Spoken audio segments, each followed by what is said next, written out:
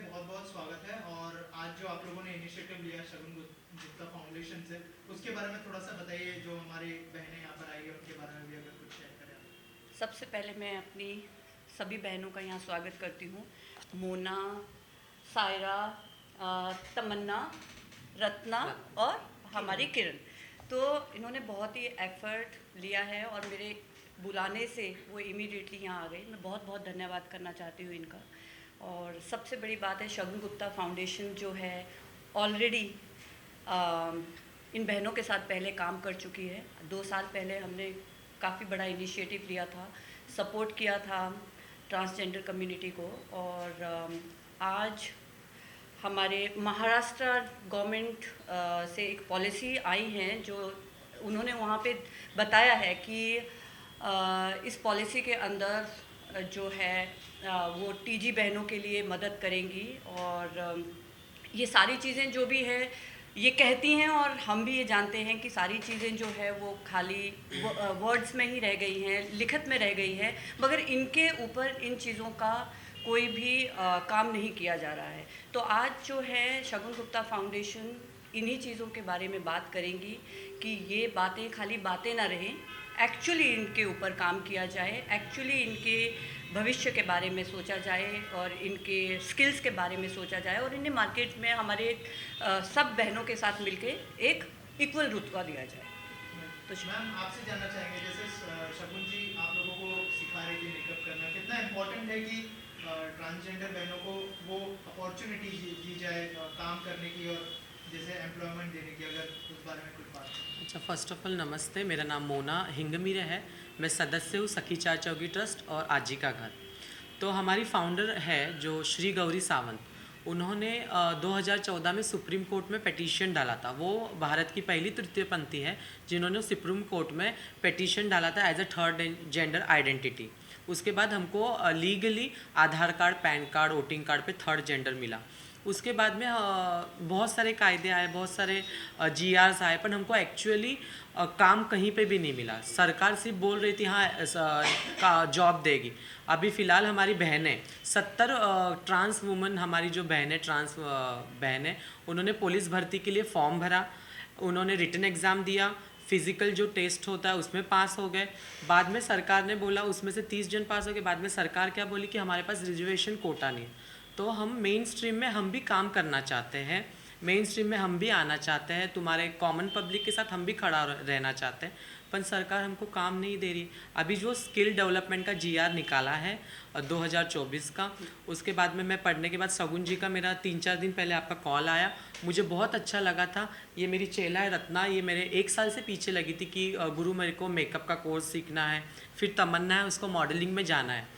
तो क्या मालूम कोइंसिडेंस हो गया, शगुन जी मैडम जी का फ़ोन आया और हम बहुत खुश हो गए कि हमको एक प्लेटफॉर्म मिल रहा है।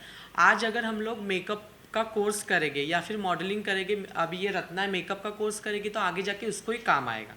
अगर इसने कहीं दुकान खोली, दुकान खोलने के बाद इसका एक खुद का किसी पे डिपेंड नहीं रहेगी, सेल्फ डिपेंड होएगी। तो ऐसे सारे बहुत सारी हमारी महिला है जो ट्रांस महिला है जो काम करना चाहती है स्किल डेवलपमेंट में, जो सिलाई मशीन का काम है, मेकअप का है, मॉडलिंग का है, वो मेन स्ट्रीम में आके जुड़ना चाहती है। मैम कितना इम्पोर्टेंट है कि टीची लोगों को भी वो अपॉर्चुनिटी दी जाए, अगर उस बारे में अगर आप कुछ बताएं, जैसे मैम ने कहा। आई थिंक इम्पॉर्टेंट नहीं है, ये तो जायज़ सी बात है कि कुछ भी आपको खाने के लिए या अपने जीने के लिए कुछ ना कुछ आपके पास स्किल का होना बहुत ज़रूरी है। आज हम नॉर्मल इंसान हैं, हम भी कुछ सीखते हैं, करते हैं, तो डेफिनेटली अगर इनके पास स्किल नहीं है, काम करने के लिए ऑप्शंस नहीं है, तो क्या करेंगी ये, मतलब कैसे कमाएंगी? तो ये तो मुद्दा हमारे उसमें समाज में रखा ही गया है कि इनके लिए कुछ इनको सपोर्ट किया जाए। अगर हम प्रिविलेज्ड हैं, हमें भगवान ने, हमारी एक जर्नी रही है, हमने काफ़ी काम किया है, आज हम सोसाइटी को देना चाहते हैं। हमने पहले सोसाइटी से लिया, हमने सीखा, हमने ऊपर काम किया, आज हमारा फ़र्ज़ बनता है कि हम अपनी सोसाइटी को बदले में ये मतलब हेल्प करें, हम कुछ सोशल काम करें, हम सपोर्ट करें जो हमसे मदद मांगे और हम उनके लिए कुछ कर सकें। ये हमारा बहुत ही भाग्यशाली वो रहेगा, हमारे लिए बहुत बड़ा काम रहेगा हमारे लिए। और आज का जो ट्रेनिंग सेशन था उसके बारे में अगर कुछ बताया, आपकी क्या क्या सिखा रहे थे आप और जैसे कि बताया तमन्ना को और रत्ना को, इनको काम स्किल में, उनको मॉडलिंग का काम करना है, उनको मेकअप का काम करना है, उनके दिल में बहुत इच्छाएं हैं और वो चाहती हैं, क्योंकि वो खुद भी अपने ऊपर मेकअप करते हैं। तो मैं इमेजिन कर सकती हूँ कि जब वो अपने ऊपर मेकअप करती होंगी तो कैसे फील करती होंगी कि अरे it's very easy if we will do it on other people, हम किसी और के ऊपर करें यही चीज़, क्योंकि लोग पैसे चार्ज करते हैं। But the problem is that कि वो खोल लें, मतलब हमसे सीखने के बाद उनका इशू या मुद्दा ये है कि मैं उनको स्किल सिखा भी देती हूँ, सिखाने के बाद अगर वो एक छोटा सा अपना काम का एक छोटा सा जगह बनाती हैं तो क्या वहाँ नॉर्मल लोग आएंगे, क्या वहाँ नॉर्मल लोग काम कर पाएंगे? तो सबसे पहले उनका क्वेश्चन यही था। I think we should focus more on this part before we teach the skill, also we should teach them और टेल अदर पीपल ऑल्सो कि हम उनको इक्वल नज़र से देखें और वो हमसे कुछ चीज़ें सीखें और हम उनसे कुछ चीज़ें सीखें। हम उनके अंदर जो है बहुत कला है और काम करने का आई थिंक नॉर्मल इंसान से कहीं ज़्यादा उनके अंदर एम्बिशंस है और कहीं ज़्यादा उनके पास आर्ट है। तो इन सब चीज़ों को ध्यान रखते हुए हमारे पास दो मुद्दे हैं, एक तो स्किल और दूसरा स्किल सीखने के बाद उनके पास नॉर्मल आदमी आएंगे या नहीं आएंगे, क्योंकि हमें इस चीज़ों को डिफ्रेंशिएट नहीं करना है कि अगर टीजी ने सीखा है तो टीजी के ही लोग हमारे पास सीखने के आए। हमारा मेन मकसद है कि अगर एक टीजी ने सीखा है तो नॉर्मल जनता भी उनके पास जाए काम करने के लिए और वो उसका मतलब पूरा का पूरा बेनिफिट ले सके और वो दो पैसे उससे कमा सके। तो यही शगुन गुप्ता फाउंडेशन जो है फोकस कर रही है। एंड सेकेंडली जो हम आज ट्रेनिंग देने वाले हैं, तो ट्रेनिंग में बहुत सारी चीज़ें हैं। Beauty is never ending subject. समंदर में आप जितना खोदते जाओ मतलब कुछ ना कुछ निकलता ही रहता है। तो ब्यूटी एक ऐसा सब्जेक्ट है कि आप बेसिक से लेकर एडवांस तक कभी भी नेवर एंडिंग स्किल्स रहती हैं। तो they can start from the basic, they can become a top facialist in India and they can become a permanent makeup, brow master, lip masters, and they can do a paramedical micropigmentation. There are many other subjects like scalp micropigmentation है, stretch marks के लिए बहुत सारे courses हैं हमारे पास करने के लिए, eyelash extensions, brow lamination and many more other skin care treatments जो कि normal beautician can लर्न। हमारे नॉर्मल बच्चे भी सीख सकते हैं, नॉर्मल लेडीज़ भी सीख सकती हैं और हमारे टीजी बहनें भी सीख सकती हैं। तो उनके लिए हमारे पास बहुत कुछ देने के लिए हैं, लेने वाले होने चाहिए। लेकिन क्या ये जो ट्रेनिंग है वो फ्री ऑफ कॉस्ट है ट्रांसजेंडर्स के लिए, या फिर अगर उस बारे में कुछ बताएं? देखिए, हम अपना जितना कर सकते हैं हमने, आप जैसे कि अभी बोला है कि हमने सोसाइटी में से बहुत चीज़ें सीखी हैं, ली हैं और हमने भी काफ़ी काम किया है, हमारी भी एक जर्नी रही है। तो हमारा फ़र्ज़ है कि हम सोसाइटी को गिव बैक करें। तो सोसाइटी को गिव बैक करने के लिए हमारे पास जितनी चीज़ें, जैसे मेरे पास एक इंस्टीट्यूट है, मेरे पास जगह है, we can provide free teachers, we can provide our place where they can come and learn and but some products are literally we have to also make. तो थोड़ा बहुत चार्जेस रहेगा नॉमिनल, अगर ज़रूरत पड़ी, अगर लगे कि वो भी, अगर हमें अच्छा रिस्पॉन्स आ रहा है और वो लोग अच्छा काम कर रहे हैं, आई थिंक कुछ लोगों को हम फ्री स्किल ट्रेनिंग्स देंगे और देखेंगे कि अगर वो एक्चुअली ट्रूली उसको जस्टिस दे रही हैं और ट्रूली उसको रन कर रही हैं, definitely we are there. Shagun Gupta foundation हमेशा उनके साथ बनी रहेंगी और उनका सपोर्ट करती रहेंगी और साथ में हाथ मिला के चलते रहेंगे। डॉक्टर, जो फाउंडेशन की बात होती है, आपका भी फाउंडेशन है, फंडिंग की ज़रूरत पड़ती है, किसी भी एक संस्था को चलाने के लिए ऑफ कोर्स मॉनेटरी भी चीज़ें होती है। तो ये मुद्दा इतना बड़ा है, सब्जेक्ट इतना बड़ा है कि इसके लिए पैसों की ज़रूरत लगी। तो गवर्नमेंट को किस तरीके से आपके साथ जुड़ के, आपके साथ इन्वॉल्व होके क्या कुछ वो लोग कर सकते हैं, उसके बारे में कुछ कहना चाहेंगे? डेफिनेटली पैसा it is very important thing. पैसा तो, बिना पैसे के कोई भी काम नहीं हो सकता है। उनके अंदर भी बहुत कलाएं हैं, वो भी बहुत कुछ सीखना चाहती हैं, बट जब उनके पास पैसा ही नहीं है। गवर्नमेंट ने फंडिंग हमको देना चाहिए। अभी हमारे यहाँ एक दूसरा संस्था है आजीचा घर, वहाँ पे जो सेक्स वर्कर महिलाएं रहती है वो बच्चे लोग को मतलब लड़कियां जब पैदा होती है तो वो लोग नहीं पाल सकते, क्योंकि वो बच्चियां भी वही लाइन में जाएंगे, वो डर के मारे वो हमको लाके देते, या फिर कचरे में फेंकी हुई लड़कियां हमारे आश्रम में है। इंटरसेक्स बेबी भी हमारे जो माँ पेट के ट्रांसजेंडर्स रहता है। आपकी बात को मद्देनजर मतलब आपके ध्यान रखते हुए मैं कहना चाहती हूँ कि आज सुबह ही मुझे श्री गौरी सावंत जी का मैसेज आया था, जो कि फाउंडर है श्री गौरी सावंत, जो कि फाउंडर है सखी चार चौगी ट्रस्ट आनी आजी चाघर, राइट? हाँ, आजी चाघर। तो आज उनके साथ मेरी फ़ोन पे कम से कम आधा घंटा बात हुई है, और उन्होंने इंटरसेक्स जो है बेबीज़ के बारे में मुझे बताया। उन्होंने सारे सब्जेक्ट को खोल के रखा कि उनके पास 8 ऐसे बच्चे हैं जो इंटरसेक्स बच्चे हैं, और लड़कियां भी हैं, और जो कि शिव और पार्वती का रूप है, एक तरीके से शिव और पार्वती का ही। हाँ, तो मतलब इस तरीके के भी बच्चे हैं जो मतलब जिनको लाइफ में इतनी डिफ़िकल्टीज़ हो रही हैं, तो वो कैसे उनको पाल रही हैं। उन्होंने उनको एक ही कमरे के एक बड़े घर में हॉल के अंदर ऐसे बेड बना के रखे हैं, उनके कपड़े, उनका सब कुछ। तो वो बेचारी कहाँ से खर्चा करेंगी, कहाँ से इतनी चीज़ें लाएंगी। तो उन्होंने जो इतना सब मतलब इतना वो जो सहायता करती है, मदद करती हैं, तो आई थिंक फंडिंग की बहुत रिक्वायरमेंट है, और गवर्नमेंट से यही दरख्वास्त करते हैं हम लोग, आप लोग और मैं, कि कुछ सोचा जाए इनके बारे में, और एक्चुअली इन प्रैक्टिकल मतलब बात हो, प्रैक्टिकली बात हो, ना कि खाली पेपरों तक लिखित में रह जाए।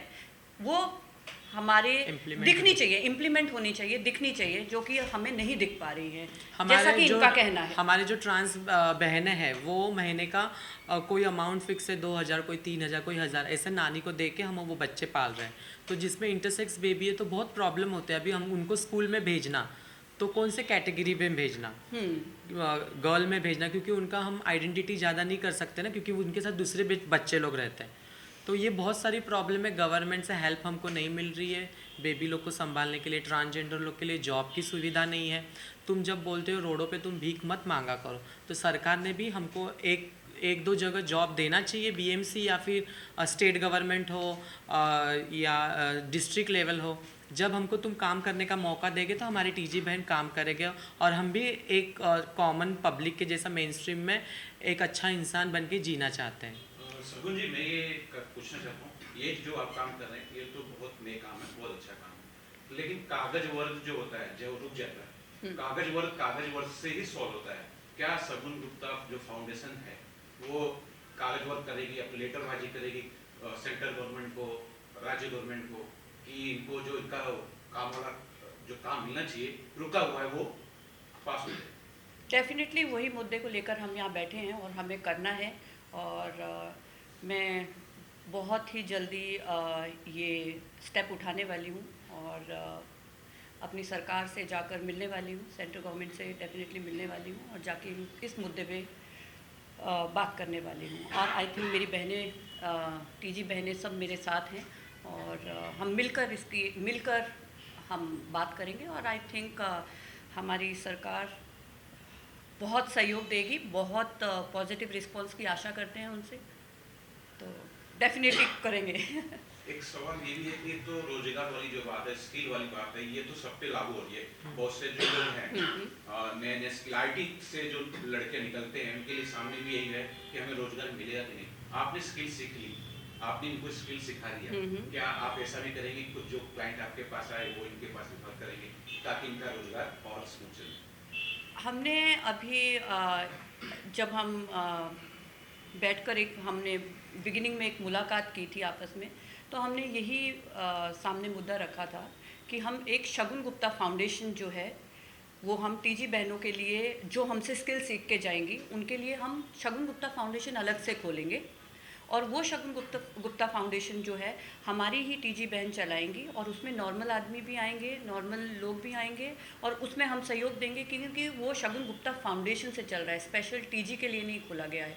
खाली टीजी जो सीख के गई हैं, जो स्किल ले के गई हैं, चलाने वाली वो रहेंगी, और काम करने और जो सर्विस लेने के लिए आएगी वो नॉर्मल सब लोग आएंगे। तो हम पूरा उसमें सहयोग देंगे, और हम साथ में जुड़े रहेंगे इनके साथ। लास्टली प्रधानमंत्री मोदी जी से क्या अपील करना चाहेंगे, क्योंकि वो जो है एम्प्लॉयमेंट को बहुत ज़्यादा बढ़ावा देते हैं और उन्होंने ये वादा भी किया है कि बहुत सारी नौकरियां सबको मिलने वाली है। आपकी तरफ से उनको क्या अपील करना चाहेंगे आप? देखिए, ये जैसा उन्होंने ये सब्जेक्ट और ये मुद्दा कि एम्प्लॉयमेंट, वो ज़्यादा से ज़्यादा एम्प्लॉयमेंट देंगे, ये एक बहुत ही सेंसिटिव मैटर है। बाकी सब लोगों को तो आराम से कोई ना कोई एम्प्लॉयमेंट जो है वो जनरेट कर लेते हैं, मिल जाती हैं, क्योंकि इंडस्ट्री इतना बड़ा है, हर आम आदमी के लिए खुला है। बट हमारी टीजी बहनों के लिए आई थिंक उनके लिए कोई भी रास्ता खुला हुआ नहीं है, कोई भी सपोर्ट सिस्टम नहीं है। सेक्सुअल स्टैबिंग इतनी ज़्यादा है, फिजिकल वायलेंस इतना ज़्यादा है, लैक ऑफ लीगल प्रोटेक्शन जो कि इनका इतना इश्यूज़ होता है कि इनको कहीं पे भी जाएं तो कोई सपोर्ट सिस्टम ही नहीं है, पुलिस के पास चले जाते हैं। तो प्रधानमंत्री जी सबसे पहले हमारी ये बात सुने कि पहले वो उनके बारे में हमारे जो मुद्दे हैं वो हमारे मुद्दे सुने, उनको सपोर्ट करें और उनकी कम्युनिटी को सपोर्ट करें, नॉर्मल वातावरण बनाएं जिससे ये सारी चीज़ें बंद हुए। और आई थिंक प्रधानमंत्री जी डेफिनेटली हमारे इस मुद्दे को समझेंगे और इस विषय के बारे में, इस सेंसिटिव विषय के बारे में काफ़ी ध्यान देंगे। तो आई थिंक मैं उनसे यही दरख्वास्त करती हूँ कि वो जल्द से जल्द इसके बारे में स्टेप लें। और जो मैंने 12 मार्च को आई थिंक एक एक्ट के ऊपर, पॉलिसी के ऊपर, इनके जो टीजी पॉलिसी आई है उसको बहुत ही ध्यान से पढ़ा है। तो उन्होंने काफ़ी चीज़ें लिखी हैं उसमें कि इनको हेल्थ के ऊपर फिज़िकल इश्यूज़ आते हैं तो उसके ऊपर ध्यान दिया जाए, स्किल के ऊपर ध्यान दिया जाए। तो वो हम अपना काम कर रहे हैं। अभी हमारे प्रधानमंत्री जी के ऊपर है वो हमें सहयोग देना चाहेंगे या नहीं, हम उनके पास जाएंगे, दरख्वास्त करेंगे और मुझे उम्मीद है अपनी सरकार से कि वो हमारे इस सब्जेक्ट को गहरी नज़र से देखेंगे और हेल्प करेंगे। Thank you. Thank you so much.